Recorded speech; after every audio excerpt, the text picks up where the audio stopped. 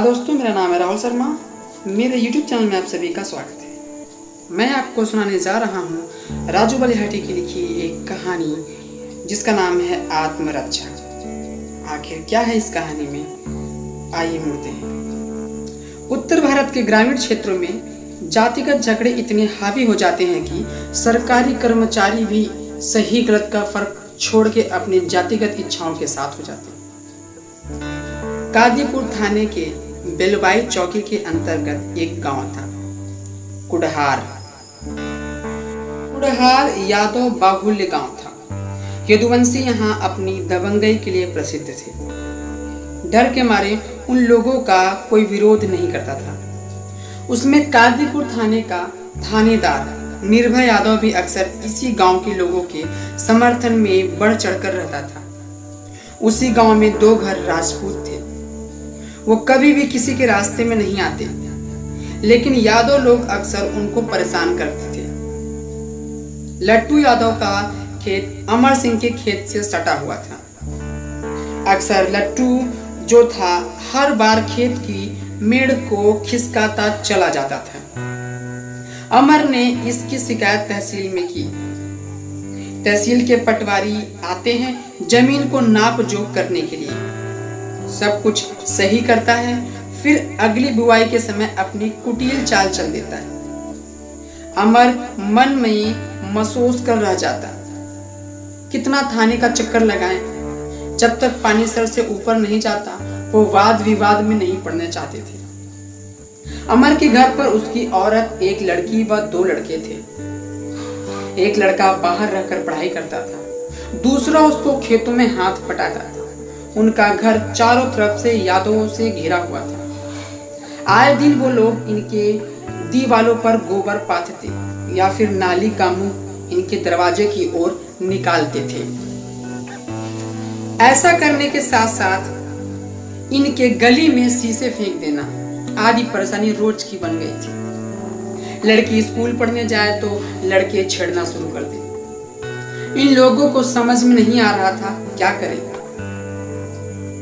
अमर ने इतना जरूर किया था कि 2 लाइसेंसी बंदूक रखी थी, एक अपने नाम और एक अपने बच्चे के नाम। अमर व उसका लड़का एक दिन बाजार से कुछ सामान खरीदने गए। लट्टू के नेतृत्व में कुछ दबंग किस्म के लोग 10-12 की संख्या में अमर के दरवाजे पर चढ़ाई कर दी। आज हम इनको सबक सिखा के ही दम लेंगे। गाली गलौज करने लगे, गेट का ताला धक्का देके तोड़ दिए। ये लोग घर में घुसने लगे। अपनी इज्जत बचाने के लिए अमर की पत्नी व लड़की ने बंदूक लेके छत पर चढ़ गई और चेतावनी दी, अगर आप लोग अभी के अभी बाहर नहीं जाएंगे तो हम आप लोगों को गोली मार देंगे। इन बातों का लट्टू के ऊपर कोई प्रभाव नहीं पड़ता है। लट्टू अपने लोगों को आगे बढ़ने का इशारा करते हैं। इतने में ये लोग दरवाजा पीटना शुरू कर देते हैं, पर ये क्या, अमर की बीवी और बेटी ने 2 फायर छोड़ दिए। लट्टू और उसके लड़के घायल हो गए, वहां से भाग खड़े होते हैं। लट्टू के शरीर में कोई छर्रे लग जाते हैं, वो अस्पताल में भर्ती हो जाता है। इधर जब अमर घर आता है तो सारी घटनाओं को सुनता है तो सन्न रह जाता है। वो लोग सीधे पुलिस चौकी चले जाते हैं। चौकी प्रभारी विश्वनाथ सिंह ड्यूटी की वजह से जिला मुख्यालय गए होते हैं। अब समर को मजबूरन कादीपुर थाना जाना पड़ता है। हालांकि वह कादीपुर थाना नहीं जाना चाहता था, क्योंकि निर्भय यादव का लट्टू यादव के घर पर उठना बैठना था। अमर के मन में डर था कि दोनों एक ही बिरादरी के हैं, ये जरूर लट्टू यादव का ही साथ देगा। मजबूर होके अमर कादीपुर थाने जाता है। वहाँ का थानेदार निर्भय यादव ही था। उसकी बीबी व बच्चे को गिरफ्तार कर लेता है।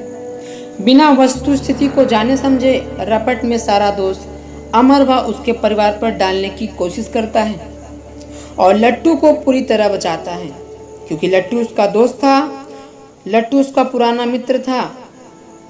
निर्भय के पास इन बात की सूचना पहले ही पहुंच गई थी कि लट्टू व उसके आदमी घायल हो गए हैं। वह यह भी जानता था कि गलती लट्टू की ही है, फिर भी निर्भय यादव उसी का साथ देता है और इसके आगे आग बबूला निर्भय अमर को यादव वंश पर हमला मान के कार्रवाई करता है। जब विश्वनाथ सिंह चौकी आते हैं और सारी घटना सुनते हैं तो सीधे कादीपुर थाने निकल पड़ते हैं। वहां जाकर अमर व उसके परिवार को हवालात में देखकर क्रोधित हो जाते हैं। निर्भय बताता है कि वो थाना इंचार्ज है, जो बोल रहा है वह सही है। विश्वनाथ तुरंत बोलते हैं, बिलवई रिपोर्टिंग पुलिस चौकी है, ये मेरे अधिकार क्षेत्र में आता है। अगर आपने इन लोगों को हमारे हवाले नहीं किया तो हम ऊपर शिकायत करेंगे। मजबूर होकर यह केस निर्भय विश्वनाथ को सौंप देता है।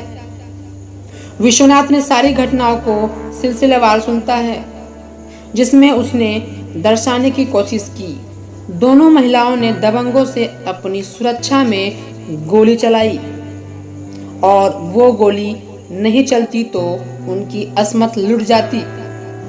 अमर उसके परिवार के सदस्यों को अदालत में हाजिर किया जाता है। विश्वनाथ की रिपोर्ट व जांच इतनी सटीक थी कि विरोधी पक्ष के वकील की हवा निकल जाती है।